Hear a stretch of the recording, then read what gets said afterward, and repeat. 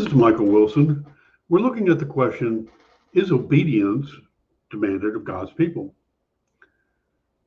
Obedience at its core is a willingness to submit myself to the will of God and put it into effect.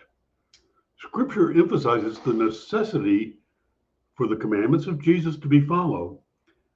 Scripture gives us examples and reasons, and Scripture describes the rewards that come from obedience. Now, there's this concept, and in this day and age in our culture, it seems perhaps even anathema to bring it up, but it's a scriptural concept, and the concept is being a slave. You have only one master, and that is Jesus. Jesus is clear on this when he says you cannot be a slave to God and also money. Jesus drives the point home in many places. Being a slave is different than being a servant. So Paul draws the connection to obedience in being a slave. Paul sees himself as a slave to Jesus.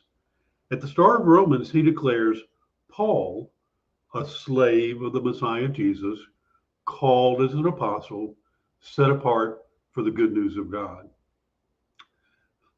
Later on in Romans chapter 6, verse 16 to 18, Paul says, do you not know that when you present yourself to someone as a slave for obedience, you're the slave of the one you obey, either of sin, resulting in death, or obedience, resulting in righteousness.